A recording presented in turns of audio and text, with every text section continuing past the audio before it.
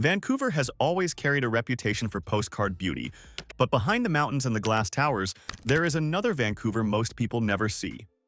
A city where property isn't just expensive, it is a global currency. A place where billionaires from Canada, the United States, and across the Pacific compete quietly for the rarest slices of land anywhere in North America. These aren't just mansions. They're fortresses of privacy, architectural experiments, and symbols of generational wealth built high above the waterline. Today, we're stepping into that hidden world.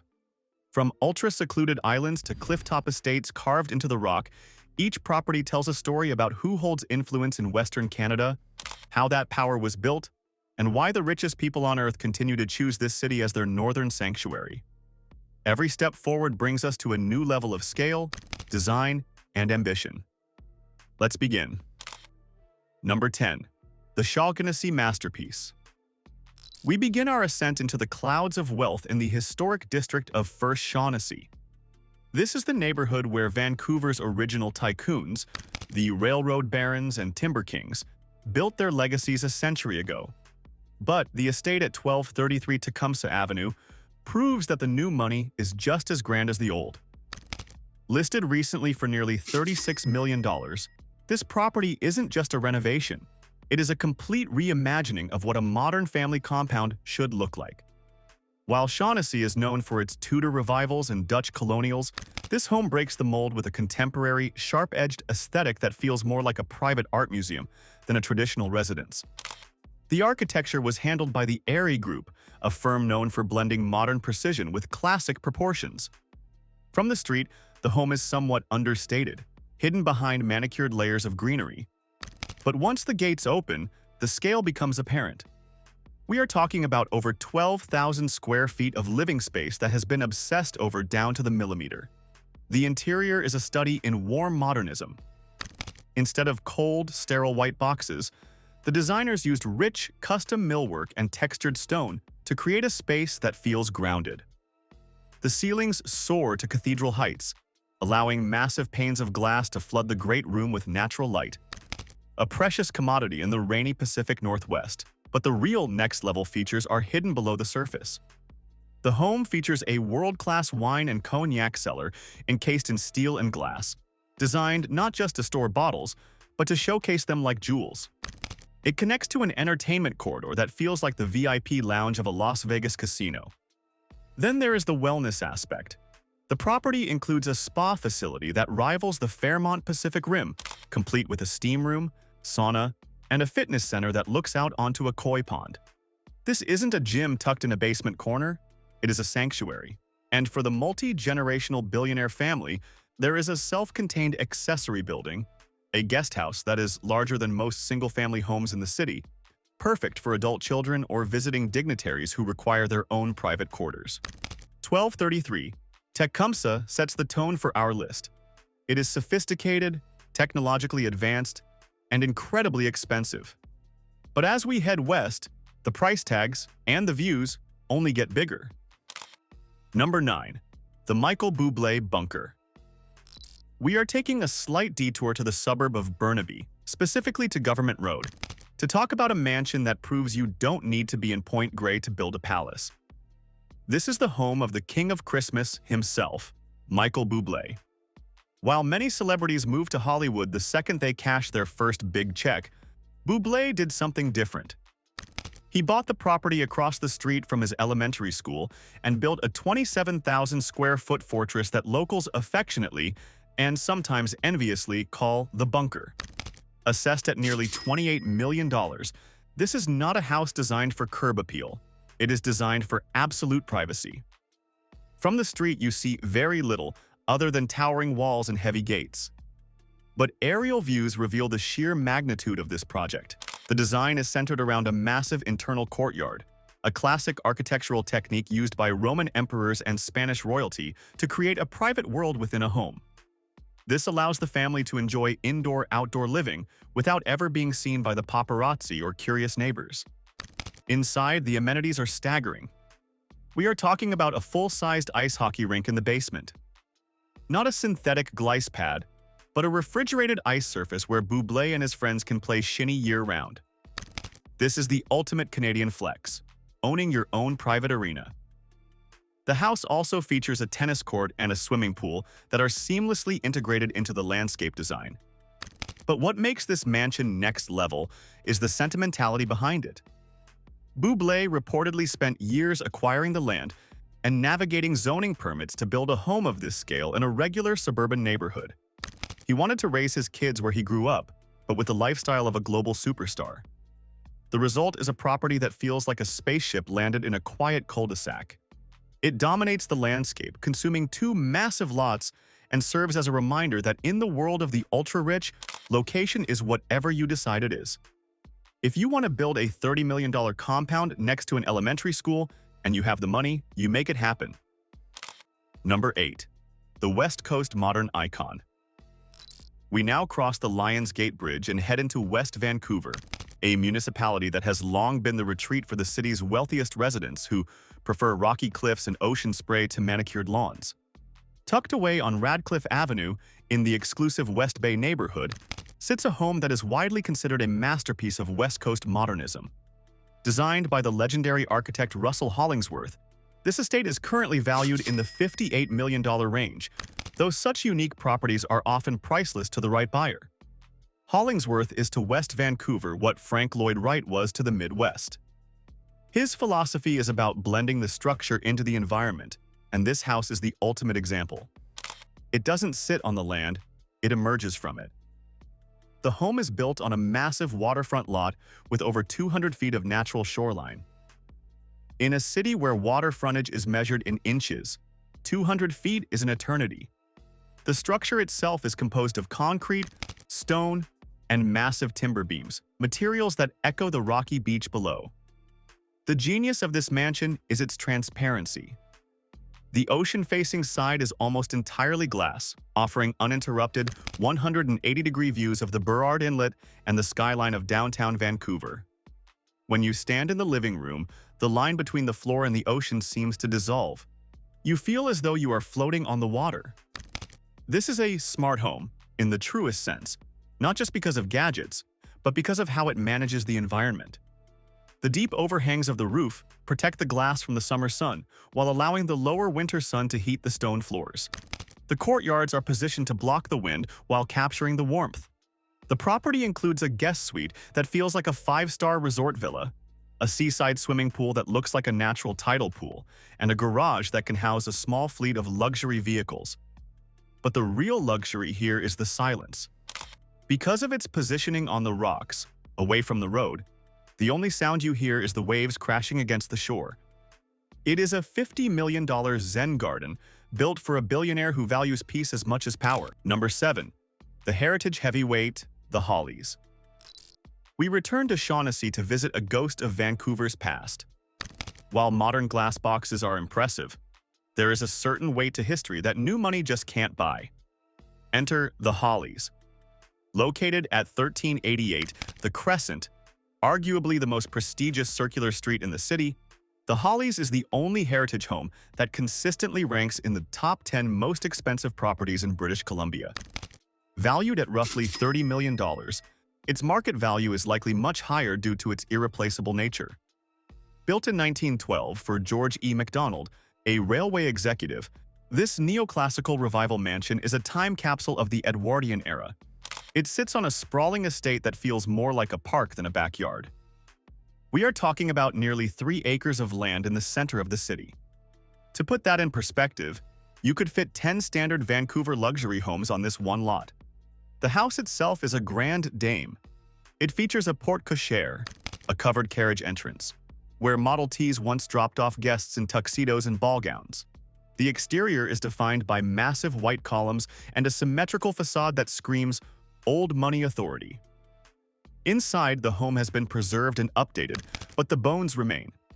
It has a grand foyer with a double staircase that looks like it belongs on the Titanic. There are ballrooms with original hardwood floors that have seen a century of parties, weddings, and political fundraisers.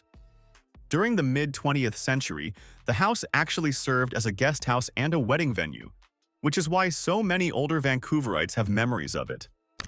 But it was eventually returned to a private residence, restored to its former glory. What makes the Hollies next level is its survivor status. In a city that is addicted to bulldozing the old to build the new, the Hollies stands defiant.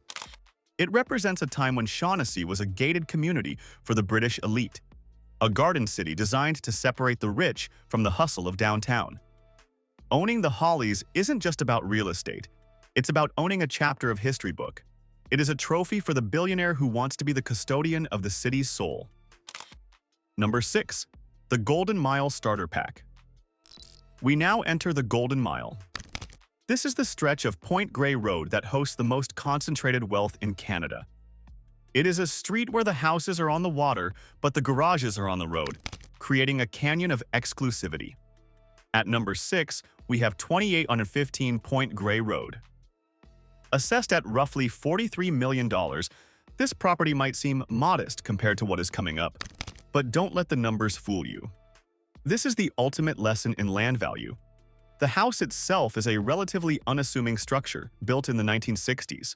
In any other neighborhood, it would be a teardown. But here, the structure accounts for maybe $1 million of the value. The other $42 million? That is the dirt. That is the view. This property sits on a prime waterfront lot with unobstructed views of the North Shore Mountains, Stanley Park, and the open ocean. The billionaire who owns this isn't paying for the kitchen renovation or the smart home wiring. They are paying for the right to wake up to that specific view every morning. This property is significant because it represents the entry level for the super elite waterfront club. It shows that in Vancouver, luxury is often about potential. A buyer will drop $40 million here just to bulldoze the existing house and spend another $20 million building their dream home. It sits just down the street from the heavy hitters we will see later, sharing the same coastline, the same sunsets, and the same bragging rights. It is a reminder that on the Golden Mile, you aren't just buying a house, you are buying a membership to the most exclusive neighborhood association in the country. Number 5. The Versailles of Vancouver. We leave Point Grey Road for a moment to climb the hill to Belmont Avenue.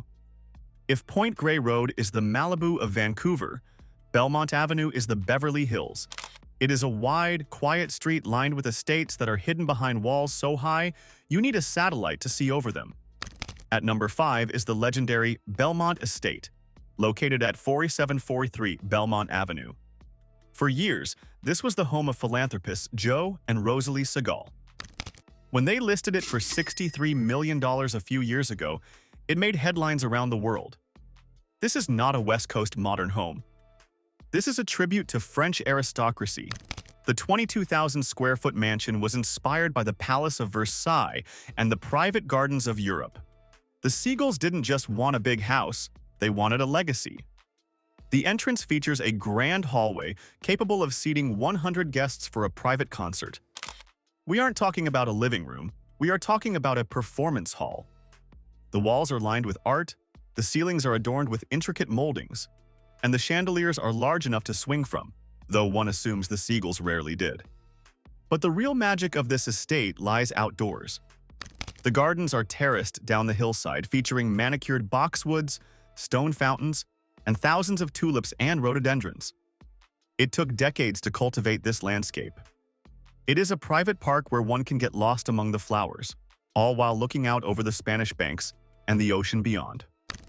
The house also features an indoor pool that looks like a Roman bath, complete with columns and skylights. There is an elevator, of course, and a 6-car garage. When the Segals lived here, they used the home as a vessel for philanthropy, hosting fundraisers that raised millions for local hospitals and charities. This house proves that a mansion can be more than a display of wealth. It can be a community hub, provided that community is the top 1% of the 1%. Number 4. The Mystery Mansion. Staying on Belmont Avenue, just a few doors down, we find 4719 Belmont. Assessed at over $42 million, this property represents the modern evolution of the street. Built in 1997, this is a massive 20,000+ square foot estate that blends the traditional grandeur of Belmont with modern amenities.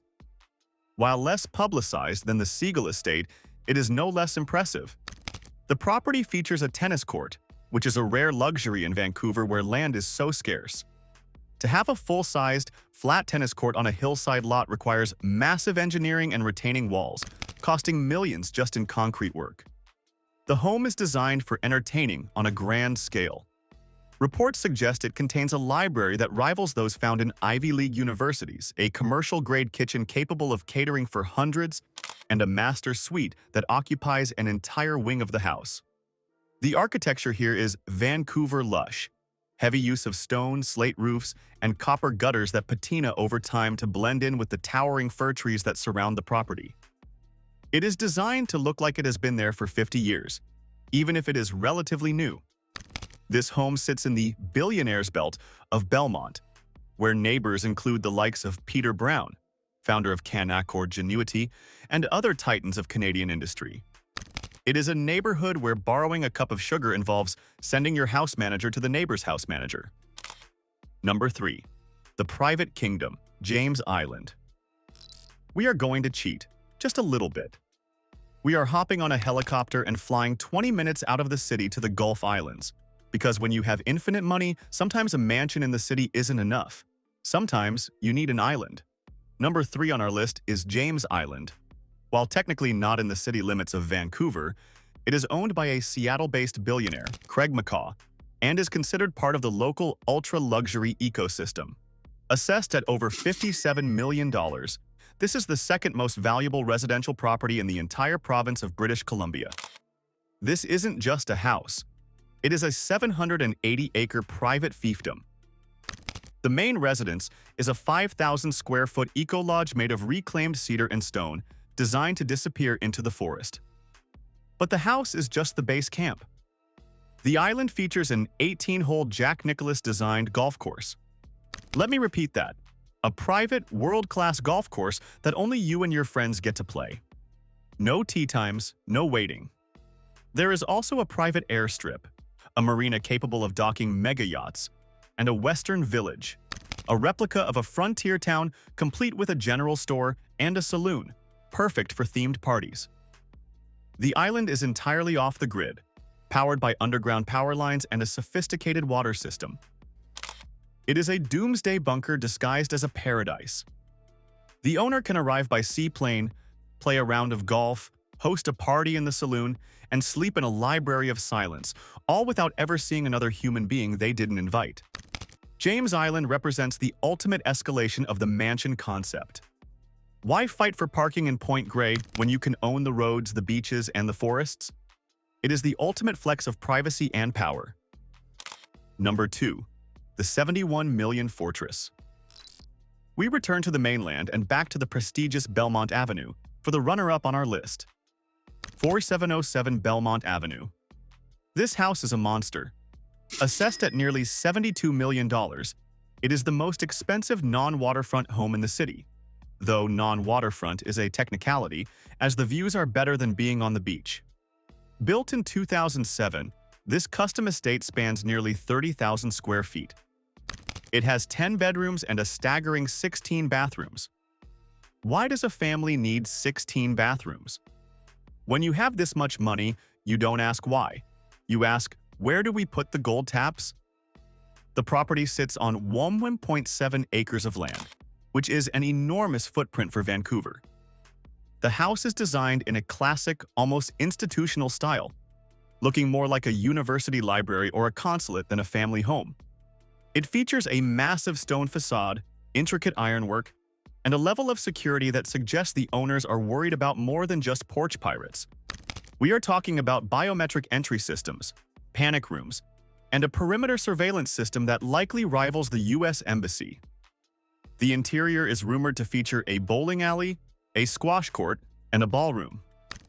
The landscaping is equally impressive, with a tiered garden that leads down to an infinity pool that seems to hang over the edge of the cliff, merging the water of the pool with the waters of the English Bay below. This property recently saw its value jump by over $1 million in a single year, earning more in appreciation than most surgeons earn in a lifetime. It is a testament to the enduring power of Belmont Avenue. Even when the market cools, these trophy assets hold their value. They are the gold bars of the real estate world, heavy, shiny, and immovable. Number 1. The Concrete Palace. And finally, we arrive at the undisputed king of Vancouver real estate. The home that launched 1,000 headlines. The house that built the yoga empire. Number 1 is 3085 Point Grey Road, the home of Lululemon founder Chip Wilson. This is not just a house, it is a landmark. Assessed at over $82 million, it is the most valuable private residence in British Columbia, and arguably the most complex home ever built in Canada. When Chip Wilson decided to build this home, he didn't hire a standard home builder. He hired commercial engineers. The house sits on a triple-wide waterfront lot, but the soil conditions in Point Grey are soft, basically mud and sand. To build the massive concrete structure he envisioned, they had to drive piles deep into the earth, essentially anchoring the house to the planet's crust. The house is over 30,000 square feet. It is constructed almost entirely of concrete and glass, giving it a brutalist, modern aesthetic that feels like a James Bond villain's lair. It is often referred to by locals as the bunker or the fortress. The details are insane. The home was designed by the architect Russell Hollingsworth, who also did our number 8 pick, but on a scale that defies logic. The layout is not just aesthetic, it is algorithmic. The sunrise and sunset align perfectly with specific corridors and windows in the house at specific times of the year, turning the entire mansion into a giant solar calendar. The main level features an infinity pool that is arguably the most photographed pool in the city, from the beach side of course. It runs the length of the living area, creating a seamless transition into the ocean. Inside, there is a cinema, a massive gym, obviously it's the Lululemon house, and 7 bedrooms. But the real luxury is the seawall. Chip Wilson successfully negotiated to have the public seawall path diverted around his property, ensuring that while the public can walk along the beach, they cannot walk directly in front of his glass walls. This level of privacy in the middle of a dense city is priceless. The valuation of $82 million is just the tax assessment. Real estate experts estimate that if this property were to ever hit the open market, which it likely won't, it could fetch well over $100 million. It is a singular asset. There is no other triple-lot waterfront property zoned like this in the city. It is irreplaceable. Chip Wilson's mansion is the ultimate symbol of Vancouver's transformation. It is bold, it is controversial, it is obsessed with wellness and nature, and it is incredibly, undeniably expensive.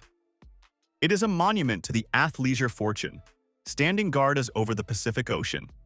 What we saw today wasn't just a series of luxury homes, but a map of how power expresses itself in Vancouver. Each mansion reflects a different strategy, whether it's generational wealth preserved through land, global fortunes anchored in coastal privacy, or visionary entrepreneurs building monuments to their success. Vancouver may look calm on the surface, but its real estate market is a battleground for the world's wealthiest individuals, each carving out their own sanctuary above the city. If you enjoyed exploring this hidden world, let me know which mansion impressed you most. And don't forget to like, subscribe, and join us for more journeys inside the lifestyles that only a handful of people on Earth will ever experience.